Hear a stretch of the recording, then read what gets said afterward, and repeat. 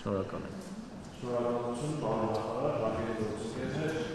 աշխատանքային ձևաչափը սահմանում ենք հետևյալ կերպ, հարցերը հրավիրները հնչեցնում են մինչև 2 րոպե տևողությամբ, առանց արձագանքի իրավունքի, հարցերի հաջորդականությունը ժանցրակի ուղղությամբ եւ խնդրում եմ պահպանել աշխատանքային այս ձևաչափը, հարցը հնչեցնելիս ներկայանալ, նշել իրականմիջոցը և շարքել այս համահված ձևաչափը։ Շնորհակալություն, սկսենք։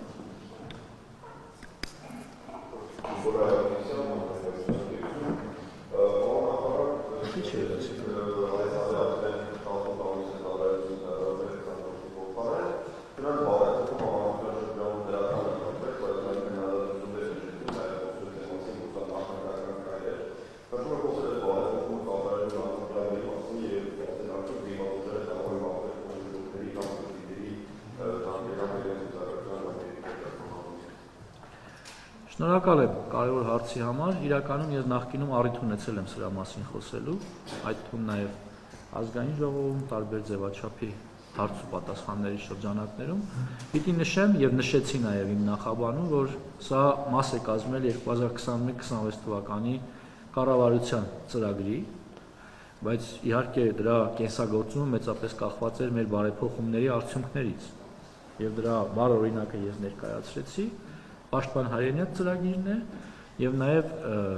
ժամկետային զինծառայության ներգրավող անձանց թվաքանակի ավելացումը, այն է զորակոչի, որակական եւ թվային փոփոխությունները եւ սա մի կարեւոր գործոն է, որը ամբողջությամբ ծածկում է մեր հանրության կամ մասնագետների մտահոգությունը եւ ըստ էության պաշտպանության նախարարը չէր կարող նման նախաձեռնությամբ հանդես գալ առանց զինված ուժերի գլխավոր շտաբի հետ համաձայնության կամ նրանց կողմից տրված կարծիքի եւ կարող եմ նշել, որ մենք այս փուլում արդեն իմ կողմից վկայակոչված հայտերի հանրագումարով արդեն իսկ 2026 թվականի սկզբին մենք լուծել ենք 1.5 տարի հետո մեր առաջ ծառացած խնդիրը լուծելու եւ համարում եմ, որ սա ամբողջությամբ փակված է, բայց նաեւ ուզում եմ նշել, որ մենք դեռևս ունենք 1.5 տարի, որպեսզի ավելի այս համակարգը ամրապնդվի, այն է պայմանագրային զինծառայության նոր համակարգը, պրոֆեսիոնալ համակարգը, որը կծածկի այն հնարավոր բացը, որը կարող է ծագել 1.5 տարի հետ։ Շնորհակալ եմ։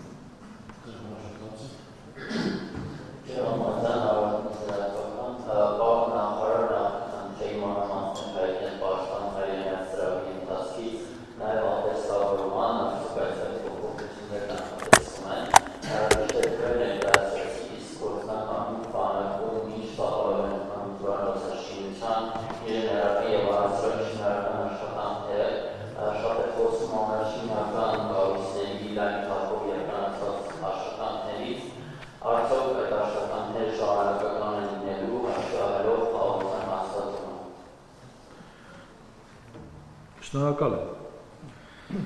Նախ անդրադառնամ Պաշտպան Հայրենիացին կրկին անգամ, ես առիթ ունեցա նախաբանում նշելու, որ մենք ունենք արդեն իսկ այս պահին 4234 շահառու եւ խոսեցի այս պահին հայտերի մասին, այն է ամառային զորակոչի հնարավոր շահառուների մասին, 906 հոգու մասին, որը դեռ ավարտական թիվը չէ։ Եվ ակնկալում ենք, որ այդ թվին կգումարվեն եւս 100-200 երիտասարդներ, գուցե ավելի, ես ուղղակի պայմանական թվեր եմ հնչեցնում, հաշվի առնելով նախորդ վիճակագրությունները, եւ սա էական համալրում է զինված ուժերի համար, մանավանդ որ դա պայմանագրային է, երկարաժամկետ է, եւ ես նշեցի նոր օրենսդրական փոփոխության մասին, այն է հնգամյա պայմանագիրը դարձնել 7 եւ 10 տարի, այսինքն 2 գումարած 5, եւ սա դառնալու է, կարծում եմ, առաջիկա տարիներին Հայաստանի Հանրապետության բանակի հիմնական առանցքը։ Դրան եթե գումարում ենք նաեւ սերժանտական համակարգը, որը հիմնականում համալրվելու է հենց այս երիտասարդներից, եւ պրոֆեսիոնալ մակարդակը բանակի այս հատվածում էապես փոփոխության է ենթարկվելու առաջիկա տարիների ընթացքում։ Եթե խոսենք նաև համալրման մասին, ես խոսեցի, որ վերջին տարիների ընթացքում այդ տոկոսի հարաբերակցությունը նախորդ շրջանի նկատմամբ, մասնավորապես իմ պաշտպանության նախարար դառնալու ժամանակաշրջանի հետ համեմատեմ, այն է 21 թվականի նոյեմբերը, բայց հաշվի առնելով, որ գործունեության սկիզբ պիտի գոնե համարենք ամառային զորակոչը, 19%-ով ավելացել է ցուցանիշը, որը լուրջ թվերի մասին է հիմա, եթե դա վերածեմ կոնկրետ բացարձակ թվերի, դա հազարավոր տղաների մասին է ըստ զորակոչերի։ Ինչ վերաբերում է շինարարությանը, այո, շարունակվելու է։ Կարծում եմ խաղաղությունը նաև նրա մասին է, որ մենք հանդարտ, հանգիստ կարող ենք ապահովել մեր երկրի երկարաժամկետ պաշտպանունակությունը, անկախ նրանից սպառնալիքներ կան թե չկան։ Մենք ինքներս պիտի գնահատենք ինչ հնարավորություն ունի մեր երկիրը եւ ինչ արտաքին մարտահրավերների պիտի դիմագրավենք, բայց խաղաղության պատրաստվելիս կարևոր է, որ մենք նաեւ խաղաղությանը զուգահեռ ունենանք նաեւ որոշակի պաշտպանունակություն, որը ոչ մեկի անվտանգությանը եւ տարածքային ամբողջականությանը չի սպառնում։ Ընդհակառակը ապահովում է մեր անվտանգությունը եւ տարածքային ամբողջականությունը։ Ես նշեցի, որ 25 թվականի, գուցե 25-30 տարիների ընթացքում սա ամենաբարձր կապիտալ շինարարության ծախսեր ունեցող տարին է։ Ես նշեցի 18 թվականը համեմատության համար շուրջ 17 միլիարդ եւ համեմատության համար նշեցի 25 թվականը 57 միլիարդ դրամի մասին է խոսքը, գրեթե 58 միլիարդ դրամ կապիտալ շինարարության ուղղությամբ ծախսեր են արվել։ Ու սրանք չեն կարող չունենալ իրենց արդյունքները եւ հետևանքները։ Շնորհակալ եմ։ Շնորհակալություն եմ համարել ամենպես պետական լրատվականություն, բարեհաճախ նշեց, որ 2023 թվականի համեմատ 25 թվականի զորակոչների կտրականների դեպի 15%-ի ավելացում։ Ինչու այս բանալը պայմանավորված եւ ինչ արտում ավելի թափանցիկ զորակոչի գործընթացը գործելը։ Բանալար ժեսոցես նայմանի մասին, որ կոմիսարների բոլոր նպատակները կատարեն կողմությունները ունենում։ Մասին ասիկ եւ դուք նշել օրական հավաքների տասկի նշանակականության մասին։ Եվ վերջում ինտերնետը Հայաստանի պաշտպանության բարձրացման համատեքստում նախատեսում են արդյոք այս ընթացքում համատեքստորոշություն շարունակել։ Շնորհակալ եմ։ Սկսեմ ըստ էության զորավարժություններից։ Իրականում զորավարժությունների մասին համապատասխան ժամկետում պաշտպանության նախարարությունը մշտապես հանդես է գալիս հրապարակային հայտարարություններով, ինչպես նախորդ տարիներին, հիմա նույնպես նման պլաններ կան եւ պատշաճ ժամկետում մենք դրա մասին կիրազեկ ենք հասարակությանը, մեր հարևաններին եւ միջազգային հանրությանը։ Ինչ վերաբերում է զորակոչին, այստեղ ունենք երկու տեսակի փոփոխություն։ Այն է մեկը հետեւողականությունն է, հնարավոր գաղտնիք չէ, որ մեր հասարակության մեջ կա արմատավորված մի վատ ավանդույթ, այսինքն յուրաքանչյուր պատվախնդիր ծնող ճակերտավոր իհարկե իր համար, իր ընտանիքի համար ամեն ինչ անում է, կաշվից դուրս է գալի, այսպես ասած, ամեն ինչ պատրաստ է վաճառել, ամեն ինչի մեջ մտնել, ամեն խարդախության մեջ մտնել, որպեսզի արուզավակին ազատի իմ ծառայությունից։ Սա ինչ որ փուլում, չգիտեմ ինչի բերումով, համարվել է սոցիալական որոշակի կարգավիճակի մասին հայտարարություն, որը համարում եմ ամենախայտառակ բանը, որ մեր հասարակության մեջ առկա է։ Ես նախկինում առիթ ունեցել եմ սրա մասին խոսելու եւ նաեւ հիմա ուզում եմ հանրային դրա մասին խոսել։ Ես վերջին 1 տարվա ընթացքում ուշադրություն դարձնելով եւ հետեւողական աշխատանքի արդյունքում հորդորել եմ եւ կամ իմ որոշմամբ ազատել եմ աշխատանքից բոլոր այն պաշտպանության նախարարության համակարգում գտնվող ծնողներին, ովքեր ունեն զավակներ այլ երկրի քաղաքացի։ Իհարկե անմեղության կապավարկածը հաշվի առնելով ես չեմ կարող դատարացել նաեւ հիվանդություն ունեցողների նկատմամբ, բայց ամեն դեպքում կասկածի որդը շարունակում է ինձ ներսից կեղեքել եւ ճնշել, որպեսզի ես նրանց նկատմամբ նույնպես ուշադիր լինեմ։ Սա իգիտություն մեր շատ սիրելի պաշտպանության նախարարության աշխատակիցներին, ովքեր ունեն զավակներ ոչ իրենց կամքով գուցե անառողջ են, առողջություն բոլորին, բայց նաեւ կա որոշակի սեգմենտ, որ վստահ են, որ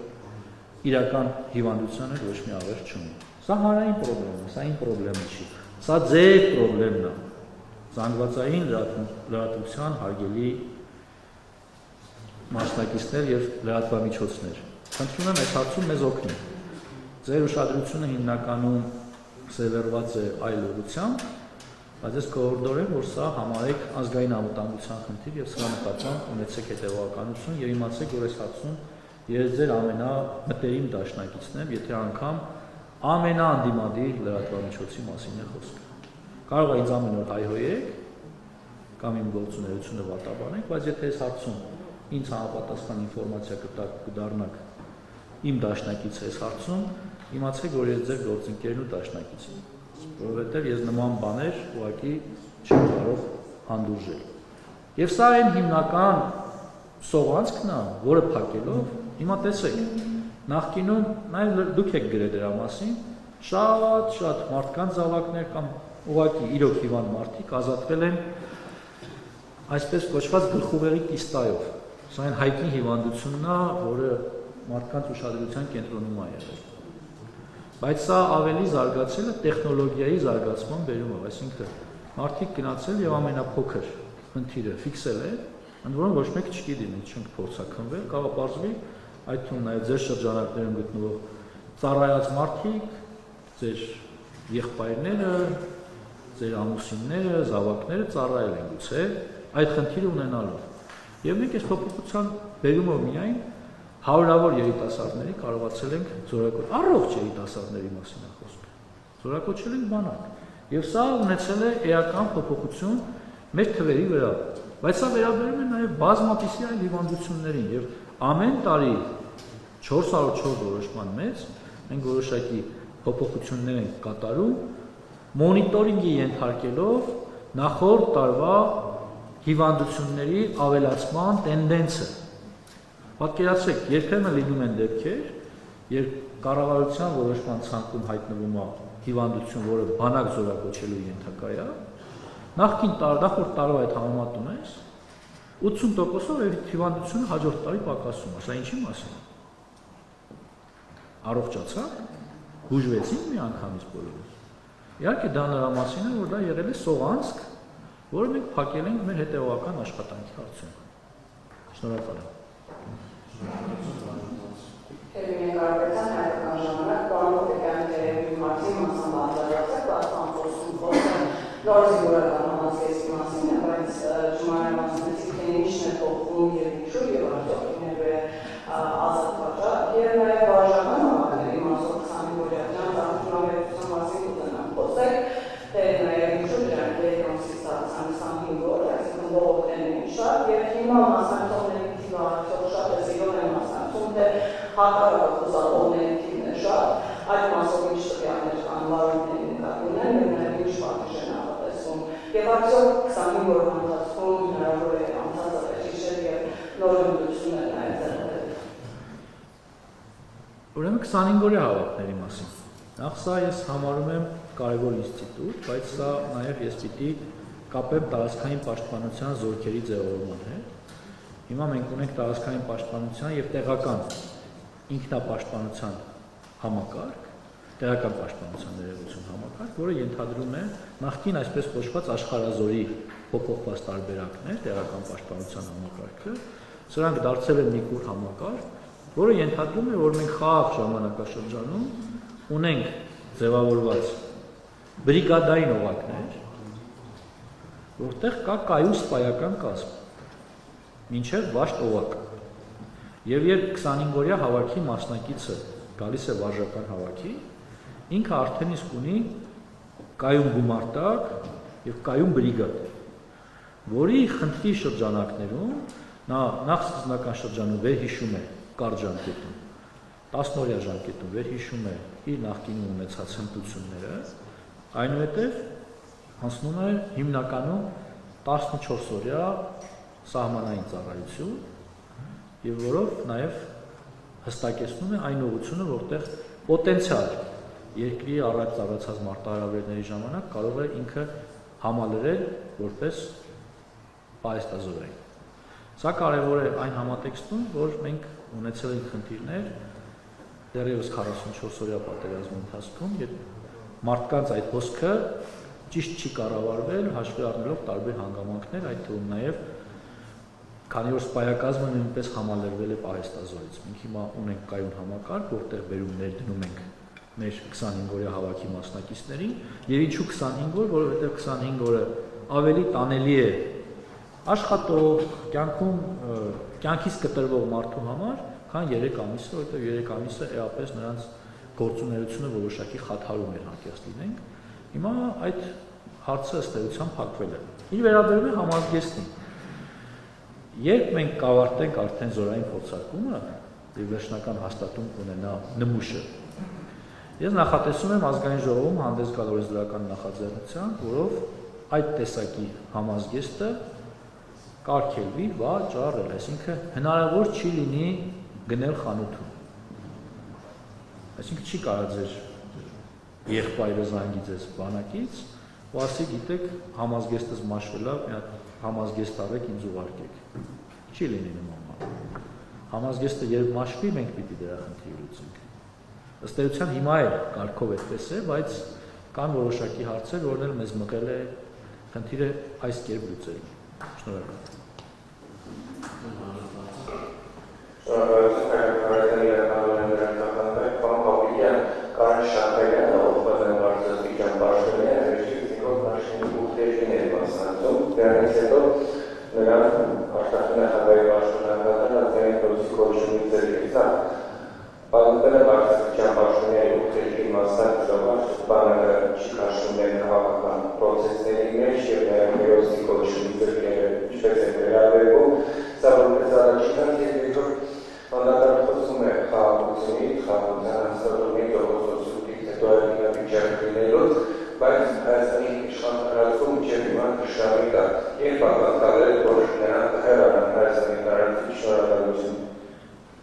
Շնորհակալություն, սկսեմ վերջից։ Ես սրան անդրադառնալու հնարավորություն ունեցել եմ բազմիցս։ Ես նշել եմ, որ այս հարցերը կարգավորելու են սահմանազատման եւ սահմանագծման հանձնաժողովի աշխատանքների շրջանակներում եւ այդ դիրքորոշումը փոփոխության չի ենթարկվել, սա կառավարության դիրքորոշումն է ըստ էության, որ ես ամբողջությամբ բնականաբար կիսում եմ եւ կարծում եմ սա այն լուծումն է, որը կապահովի երկարաժամկետ խաղաղություն մեր տարածաշրջանում։ Ինչ վերաբերում է մյուս հարցին, նախ բանակը ոչ մի կերպ չի կարող ներքաշվել քաղաքական process-ների մեջ։ Սա ես բացառում եմ ամբողջությամբ։ Այն ինչ արձանագրվել է մեր մի շարք գործընկերների կողմից, դա ըստ էության ոչ աշխատանքային օրը, ոչ քաղաքական ցուցարման մարդու ցանկության մասնակցությունն է։ Անկեղծ լինեմ, եթե ես սա խրախուսի, դուք պատկերացնում եք պաշտպանության նախարարը խրախուսի, որ զինված ուժերը ինչ-որ բանի մասնակցում են։ Այսինքն, այդ ժամանակ դուք 1, 2, 3 հոգու կարձանագրեք, թե կարձանագրեք հազարավոր եւ տասնյակ հազարավոր մարդկանց։ Նկատի ունեմ մտնել մի շահարկման մեջ, որը իրականության հետ ոչ մի աղերս չունի, կարծում եմ ճիշտ չի։ Ես պաշտոնապես հերքում եմ զինված ուժերի մասնակցությունը որևէ քաղաքական ակցիայի։ Ինչ վերաբերում է ձեր կողմից նշած ինստիտուտի կողմից ինչ-որ որոշումներ ընդունելուն, ես նման ինստիտուտ չեմ ճանաչում եւ բացառում եմ, որ Հայաստանի Հանրապետությունում օրինական կառավարությունից զատ որևէ այլ մարմին կարող է լինել ու գործել։ Ինչ որ մտածածին առ ոչինչ, գուցե վիրտուալ մարդիկ իրենց վիրտուալ որոշումներով լցնում են դաշտը, համացանցը, դուք էլ օգնում եք, որ դրանք տարածվեն։ Նախ կարծում եմ, որ Կարեն Շաքարյանն այն մարդն է, ում հետ ծառայած տարբեր շրջանում զինծառայողներ, վստահաբար կարող են ասել, որ Շաքարյանը մշտապես ծառայել է Հայաստանի Հանրապետությանը եւ արժանացել է կոչումների եւ շնորհների հիմնականում հայրենիքին ծառայացած մատուցած ծառայությունների համար։ Եվ այսօր մարդիկ ում չգիտեմ, ես օրինակ չեմ ճանաչում, եթե այստեղ կան մարդիկ, որ իրոք ճանաչում են ձեր կողմից վկայակոչած մարդկանց, այսօր փորձում են կոչումներից զրկել կամ ինչ-որ կերպ անվանարկել մարդկանց, ովքեր իրենց արյան գնով, իրենց գործունեության, տասնյակ տարիների ծառայության արդյունքում ստացել են շնորհներ, կարծում եմ սա մեղմ ասած աբսուրդ է եւ քննարկման ենթակա չէ, ու Կարեն Շաքարյանը կարող եմ ասել այսօր էլ հանդիսանում է զինված ուժերի պատվախնդիր սպա եւ ծառայում Հայաստանի Հանրապետությանը, ինչի համար ես շնորհակալ եմ։ Հայտնի Կարեն Շաքարյանը Ձեզ հետ կհասնի խոսենք։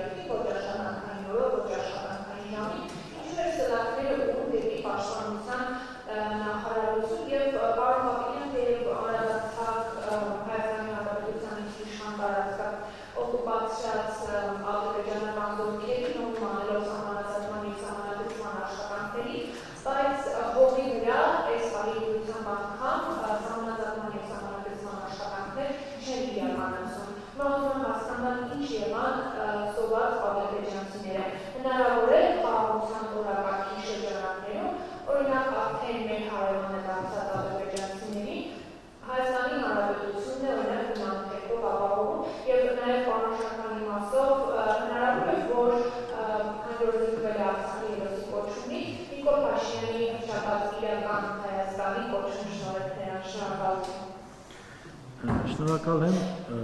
Ես ձեր վերջին հարցին անդրադարձա ըստեյության, այսինքն ես չեմ անդրադառնա ինստիտուտների, որոնք առ ոչինչ են կամ գոյություն չունեն։ Նորից եմ ասում, ես չեմ ճանաչում որևէ վիրտուալ կառավարություն կամ մտածածին կառավարություն, որը ինչ-որ իրավական ակտեր է ընդունում։ Բոլորին պարզ է, որ դրանք առ ոչինչ ակտեր են կամ, չգիտեմ, ինչ-որ շրջանակի սփոփելու կամ իրենց գոյությունը կամ ներկայությունը եւս մեկ անգամ մատնանշելու համար է արվում, իրենց գործն է, կարծում եմ սա իմ քննարկելու բանը չէ, եթե կարիք լինի որ սրան արձագանքեն իրավական մարմինները, կարձագանքեն պատկան մարմինները։ Ինչ վերաբերում է նրան, թե որպես ով եմ մասնակցել ուխտերթին, մասնակցել եմ որպես Հայաստանի քաղաքացի, որպես քաղաքացիական պայմանագիր կուսակցության վարչության անդամ եւ որպես պաշտպանության նախարար, որովհետեւ ես այս պաշտոնը զբաղեցնում եմ որպես քաղաքացիական պայմանագիր կուսակցության անդամ, որպես կառավարության անդամ եւ բնական է, որ սրանք իր այդ փոխկապակցված դերեր են եւ այդ դերից ես ոչ միայն չեմ խուսափելու, այլև այո նշելու եմ, որ ես մասնակցել եմ որպես նաեւ պաշտպանության նախարար, որտեղ ես դրան զուգահեռ նաեւ քաղաքացի եմ, նաեւ քաղաքական գործիչ եմ, հարգելի գործընկերներ, ես ուսադիրներ չեմ կրում, ես զինվորական չեմ, իմ քաղաքական գործունեությունը օրենքով ոչ միայն արգելված չի, թույլատրելի, այլև խրախուսելի է։ Հիմա եթե տարբեր հանգամանքներից ելնելով կամ մեր երկրի առաջ ծառացած խնդիրների բերումով ես քաղաքական գործունեությունից որոշակի գուցե նահանջել եմ, զբաղվում եմ իմ գործով այս պահին որպես պաշտպանության նախարար, բայց դա նույնպես քաղաքական գործունեության մաս է։ Պարտադիր չի, որ ես ամեն օր հանդես գամ հրապարակային հայտարարություններով կամ հարցազրույցներ տամ։ Ես շարունակում եմ մնալ իմ դերում եւ բնականաբար իմ քաղաքական կուսակցության բոլոր որոշումների ջատագովն եմ եւ առաջ մղում։ Շնորհակալ եմ։ Բայց նաեւ ինքնիշխան տարածքի հետ կապված բազմիցս դրա մասին խոսվել է, ես ինքս նշեցի, այդ հարցը պիտի կարգավորվի սահմանազատման եւ սահմանագծման հանձնաժողովի շրջանակներում։ Շնորհակալություն։ Էլիզա Զախարյան, հրապարակման,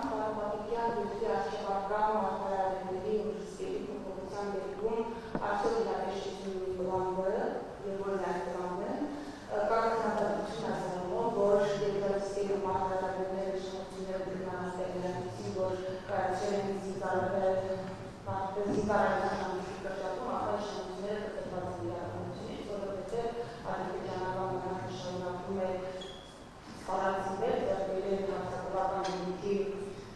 սպառազինություն եւ ամրացում է անսահման. Շնորհակալություն, անկեղծ ասած չգիտեմ որտեղից է այն ինֆորմացիան, որ ինչ-որ մեկ անձնակազմ ավելացնում կամ ժամկետային զինծառայության կրճատումը չի նշանակում, որ մենք կրճատում ենք բանակը։ Ես խոսեցի, որ բանակի համալրումը շարունակվելու է պայմանագրային սկզբունքով։ Եվ սա նրա մասին է, որ մենք հետևականորեն մեր բանակը դարձնելու ենք պրոֆեսիոնալ։ Ինչ վերաբերում է զենք զինամթերք գնելու։ Նախ ես չեմ պատրաստվում որևէ երկրի հետ, այդ թվում նաև Ադրբեջանի հետ, մրցավազքի մեջ մտնել, սա մեր կառավարության դիրքորոշումն է, բայց միևնույն ժամանակ դա չի նշանակում, որ Հայաստանի Հանրապետությունը դադարեցնելու է սպառազինության, ռազմական տեխնիկայի գնումը, բանակի արդիականություն։ Դա այդպես չէ, եւ ես խոսեցի այն խոսուն թվերի մասին, որը դրա վառ վկայությունն են։ Ինչ վերաբերում է պլաններին,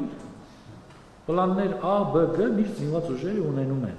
բայց չեմ կարծում, որ հիմա կա ինչ-որ մեր այս պահի քաղաքականության եւ իրականության մեջ դիսոնանս, որտեղ մենք պիտի պլան B կամ պլան G քննարկենք կամ գնահատենք։ Կարծում եմ ամեն ինչ գնում է այնպես, ինչպես եւ մենք կանխատեսում ենք։ Շնորհակալ։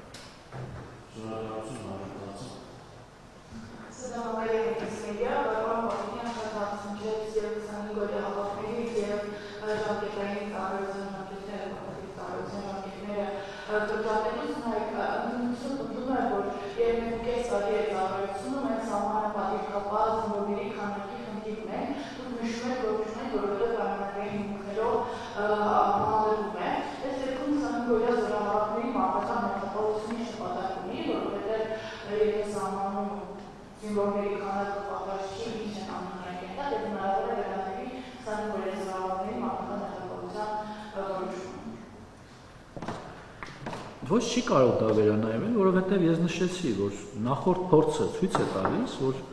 մեզ բացի նրանից, որ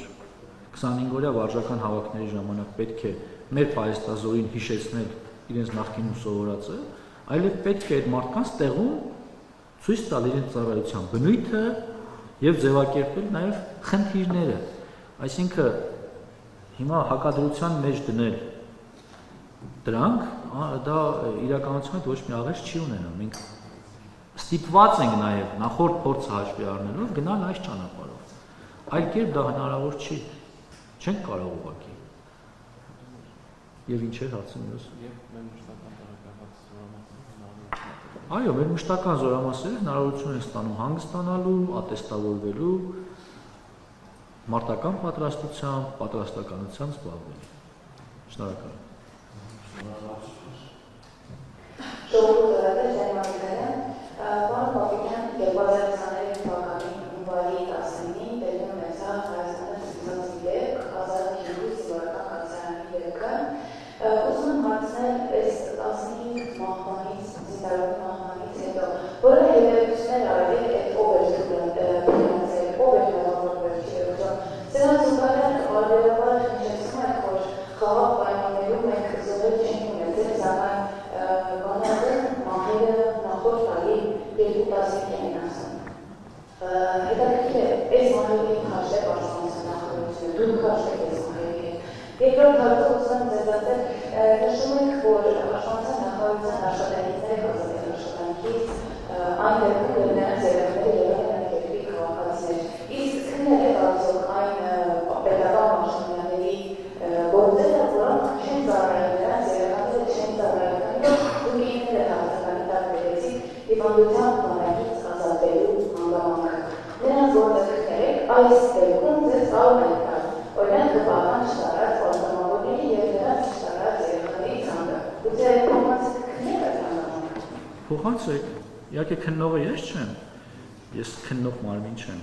Ես կարող եմ ընդհանրապես քաղաքական հետևություններ անել, բայց միևնույն ժամանակ ես վստահեցնում եմ, խոստանում եմ, որ ձեր տրամադրած ցանկը անպայման կտրամադրեմ իրավապահ մարմիններին, որպեսզի դրա համար անցկացվի համապատասխան հետաքննություն։ Ես էլ խոսում եմ, որ այս հարցում ես չափազանց անկեղծ եմ, ես անկեղծ եմ ու նույն անկեղծությունը ակնկալում եմ ձեզանից, ուզում եմ, որ նույնը անեք ոչ միայն իշխանության ներկայացուցիչների, ընտանիքի անդամների, զավակների, այլև ընդդիմության։ Ես շատ շնորհակալ կլինեմ, եթե այդ հարցում դուք նույնպես անկեղծ ու հետևողական լինեք, ինչ վերաբերում է մահերին։ Իհարկե չեմ կարող ես մահվան հետ հաշտ լինել։ Իհարկե սարսափելի ծանր բանի մասին եք խոսում, վկայակոչելով ազատի դեպքերը։ Սա ինձ համար անձնական ողբերգություն է։ Եղել է ու շարունակում է լինել, բայց քննող մարմինը ես չեմ, մեղավորներ նշանակողը ես չեմ։ Հիմա ընթանում է դատական պրոցես։ Դատական պրոցեսը, եթե կբացահայտի նոր իրողություն, մենք հաշվի կնստենք այդ նոր իրողության հետ։ Եթե կհաստատի այն նախնական վարկածը, որ եղել է, դրա հետ նույնպես հաշվի կնստենք, ու նաև դա դաս կլինի մեզ հետագայում սրանց այս նման դեպքերից խուսափելու համար։ Բայց քանի որ դուք վկայակոչեցիք մահվան դեպքերը ու 2 տասնյակից ավելի դեպքերը, ես ուզում եմ հանրության համար ավելի պարզ ու հստակ լինի, թե մահվան դեպք ասածը ինչ է նշանակում։ Սիրելի հայրենակիցներ, հարգելի գործընկերներ, 2025 թվականին ծառայության հետ կապված 6 մահվան դեպք է արձանագրվել, որից մեկը կայծակնահարություն, մեկը հոսանքահարման, 2-ը ինքնասպանության կամ ինքնասպանության հասցման եւ 2-ը առողջական խնդիրների պատճառով։ 2025 թվականի հունվարի 1-ից մինչև ընդ որում այս թվերը բոլորը ժամկետային զինծառայողների մասին չեն, տարիքային տարբեր խմբերի զինծառայողների մասին են, հարգելի գործընկերներ ու հայրենակիցներ։ 2025 թվականի հունվարի 1-ից մինչև դեկտեմբերի 31-ն ընկած ժամանակահատվածում մահացել կամ զոհվել է 30 զինծառայող, որից 6-ը արդեն նշեցի ծառայության հետ կապված հանգամանքներում, 24-ը ծառայության հետ չկապված հանգամանքներում, այսինքն ավտովթար, կենցաղային տարբեր պատճառներով, գուցե հիվանդության կամ տանը, բայց ոչ ծառայության հետ կապվածը 6-ն էին։ Մնացածը ծառայությունից դուրս եւ սրանք հիմնականում մտնում են այն ստատիստիկայի մեջ, որը վերաբերում է մեր ողջ հանրությանը։ Եթե դուք հիմա վեր հանեք ամբողջ ստատիստիկան, թե մարդիկ ինչի բերումով են մահանում, դուք կտեսնեք, որ զինված ուժերը դրա մի մասն են կազմում, որովհետեւ մենք հասարակության մաս ենք, դրանից չենք կարող կտրվել։ Եվս այդը 2024 թվականի համեմատ մահացության թվերը 2025 թվականին պակասել են 40%-ով։ Սա է իրականությունը, եւ ես կարծում եմ, սա այնպիսի վիճակագրություն է, որը իհարկե բարդ է ասել գոհացուցիչ, հաշվի առնելով, որ դա մահվանն է առնչվում, բայց չեմ կարող նաեւ չգնահատել, որ մենք ունենք էական արդյունքներ եւ էական տեղաշարժ այս առումով։ Եվ ամենակարևորը, միջ անձնային հարաբերություններում սպանության դեպք եւ մարդը մարդուն սպանում է։ Նման դեպք չենք ունեցել։ Սա աննախադեպ է 3-րդ հանրապետության պատմության մեջ։ Շնորհակալություն պարոն Նախարար, նաև հարգելի գործընկերներ, առողջության դատախազությունը ևս ներառվի այդ վիճակագրությունը, խնդրում եմ նկատի ունենալ, որ մենք անձնագրել ենք այս հանրապետության բանալուներ ունեցած դեպքերի վիճակագրությունը, այլ Հա, օրինակ սահմանապահ զորքերը մեր հետ կապ չունեն, հարգելի գործընկերներ։ Այլ մարմնի ենթակայությամբ են, չէ, հիմա կարակ ինչքան մահացած մարդ կա, մեր վրա կարեք, որևէ խնդիր չկա, բայց դա չի, էլի իրականությունը։